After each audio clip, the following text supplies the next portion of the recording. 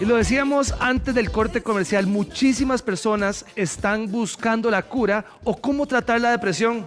Y si un hongo le puede ayudar a usted, esto es de actualidad. Tenemos al doctor David Valverde que nos explica el mundo de la psilocibina. Doctor, bienvenido. Muchísimas gracias. Doctor, la psilocibina, ¿por qué es una sustancia que puede ser psicoactiva, pero cómo se trata? ¿Qué es? Ok, la psilocibina es una molécula natural. Ella es producida por un hongo. 200 especies de hongo la producen, muchos de los cuales crecen acá en Costa Rica, y eso es bien interesante. Ha sido utilizada por medicina tradicional en muchos pueblos indígenas durante siglos, probablemente milenios. Y cuando la ciencia moderna la encontró, descubrió que el protagonista es una molécula que se llama psilocibina, que tiene importantísimas propiedades antidepresivas. Ahora, doctor, ¿qué pasa cuando agarramos este honguito? ¡Pum! Va para adentro, les traigo la molécula y entra al cuerpo. ¿Qué es lo que está pasando en el cuerpo? Lo que ocurre con la psilocibina es que genera dos efectos importantes a nivel cerebral: neuroplasticidad y neuroregeneración. La neuroplasticidad implica que hay conexiones neuronales que se dan que antes no estaban ocurriendo o que ocurrían con mucha debilidad. Y la otra de las situaciones que se ven es que crea una vía metabólica que está asociada con la neuroregeneración, es el crecimiento de nuevas neuronas, lo cual es súper útil a nivel de depresión porque es una enfermedad caracterizada por la pérdida de neuronas. No nos confundamos, no es agarrar un hongo así. Hay estudios muy serios que tiene la Universidad de Costa Rica. ¿En qué consiste esos estudios? La Universidad de Costa Rica tiene estudios a nivel de su proyecto, su programa de estudios avanzados, un estudio que se llama Hongos psicoactivos, desde su biología hasta su potencial en salud mental. Está dirigido por la doctora Andrea Vincent. Y ese estudio está trabajando en estudiar desde el honguito, el ecosistema en el que crece, lo que crea la vía metabólica para producir psilocibina y cómo esta molécula puede tener un impacto a nivel del sistema nervioso como tratamiento en asuntos de salud mental. Eso es muy interesante. Entonces, ¿qué es lo que pasa cuando entra la psilocibina en el cerebro y entonces empieza a pasar esto? ¿Qué pasa, doctor, entonces en el cerebro con la psilocibina? Empiezan a crearse conexiones que antes no estaban, lo cual es fascinante porque genera la posibilidad de que la persona adquiera nuevos entendimientos, nuevos patrones de comportamiento, rompa con patrones traumáticos y que logre conectar directamente con la fuente, con el origen de su depresión, eventualmente lo pueda sanar o inicie una estrategia para sanar esa herida. Estamos hablando de un componente, no de un hongo. Y en el momento del viaje, ¿qué pasa? Porque es muy interesante ver en colores cómo se pone el cerebro. Se conectan varias regiones y dentro de esta conexión lo que se genera es la capacidad de tener una mayor introspección, un cambio en la perspectiva como se ve la vida, y esto implica también un cambio en la forma en cómo se ha venido respondiendo a diferentes estímulos. Importantísimo sobre todo en depresión, donde muchas veces es pensamientos negativos que empiezan a dar, esa es la rumiación mental. Exacto. O la relación que tenemos con nosotros mismos, con nuestro cuerpo, con las demás personas o con nuestra historia personal. Claro. Doctor, dentro de estos estudios con estas personas que hicieron, ¿qué se ha visto en las personas con esta molécula? Interesantísimo. Estamos hablando de que los estudios están aplicados en personas que tienen depresión refractaria al tratamiento. No es la población deprimida en general, sino están investigando a aquellas personas que no encontraron alivio para ese dolor tan profundo, para esa desesperación, ni siquiera utilizando antidepresivos. A la hora de darle la molécula, ha mejorado la depresión de personas que no tenían ninguna esperanza en un 50% de todas las personas a las que se le aplicaron con una única dosis. ¿Con una dosis? Con una única dosis. Doctor, se habla mucho de la depresión resistente, es esta que sigue y que sigue y que sigue. Entonces, con una dosis, ¿qué le va a pasar al cuerpo? Los estudios indican que las personas logran reducir la sintomatología de la depresión. Quienes utilizaban alcohol y tabaco de forma desproporcionada logran reducir la ingesta. Hay una mayor apertura y una flexibilidad mental que permite aprender nuevos patrones, dejar patrones y hábitos antiguos, y además mejora la sensación de conexión con la naturaleza, consigo mismo, con otras personas, y esto es importantísimo, la posibilidad de salir de ese ciclo de rumiación, de pensamientos negativos que no salen de la cabeza. Doctor, qué interesante. A ver, en los estudios, ¿en qué área del cerebro se activan entonces? Principalmente corteza prefrontal, ahí es donde hay ¿A dónde mayor está? de los impactos. Acá. Aquí mismo, aquí en el puro frente, eso es lo que se activa. Y de ahí en adelante hay una mayor conexión hacia áreas como la corteza visual, como la parte que se encarga del procesamiento de emociones, el sistema límbico y la forma también de cómo se percibe el mundo. Costa Rica es tierra bendita, hay miles de hongos, pero ¿cuáles tienen esta molécula? En Costa Rica se estudian principalmente el Psilocybe cubensis, el Psilocybe cerulensis y el Psilocybe mexicana, que son los hongos que pueden llegar a producir psilocibina, que están mejor estudiados a nivel de Lo hablamos Costa Rica. fuera de cámara. Todos tenemos un amigo que se fue a la montaña.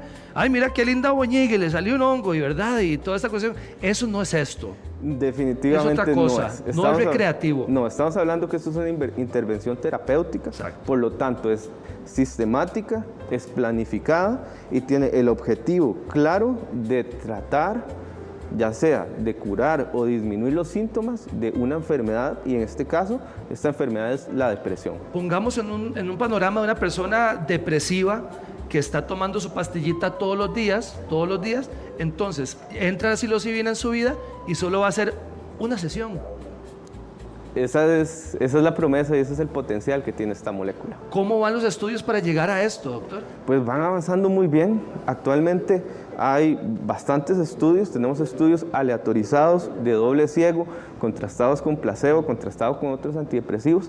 El estudio más reciente encontró que pacientes con depresión refractaria al tratamiento, insisto, pacientes que no tenían esperanza, lograron reducir los síntomas de depresión, y se midió esto después de la sesión, 6 semanas después de la sesión.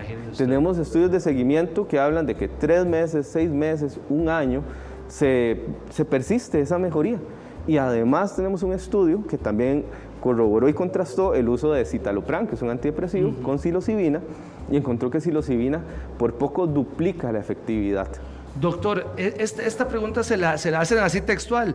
Cuando uno le echa mano a la psilocibina, ¿puede haber cambio en la percepción de donde uno está o puede tener alteración sensorial o de la realidad? Definitivamente, eso es parte de las estrategias que se utilizan en la terapia. Durante la terapia facilitada con psilocibina se pueden encontrar cambios en la percepción a nivel visual. Hay cambios donde hay mayor intensidad en los colores, pero también hay cambios en la percepción de las líneas y de las formas. Esto se aprovecha durante la sesión porque con ojos cerrados hay patrones geométricos que las personas dicen que al contemplarlos pueden encontrar que narran una historia, relatan entendimientos, ideas y nuevos conceptos que les ayudan a llegar al origen de su depresión y empezar ahí un proceso de sanación. Le pregunta a Cristian, excelente profesional, dice: buenos días, ¿esto tiene algún efecto benéfico contra la demencia senil o al Alzheimer? Buena pregunta. Acaba de salir recientemente un estudio, particularmente no en torno a demencia senil o Alzheimer, sino en Parkinson.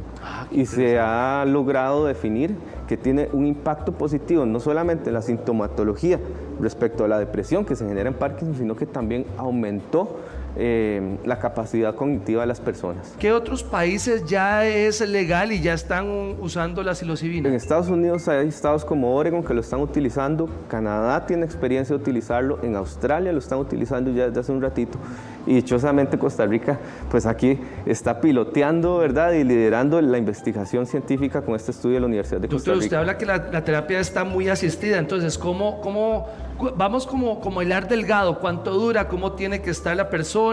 Vamos desde el puro principio. Vamos desde cero, ajá. Lo primero es la selección del paciente. Okay. Hay que eliminar todas aquellas situaciones que pueden generar una contraindicación. Muy bien. Entonces, si queremos hablar de contraindicaciones, hablamos de aquellos pacientes con esquizofrenia, con síntomas psicóticos, con bipolaridad, hipertensión mal controlada antes de la sesión o que están tomando algún medicamento que contraindique. Después viene un proceso de preparación que puede durar de semanas a meses dependiendo de cada persona.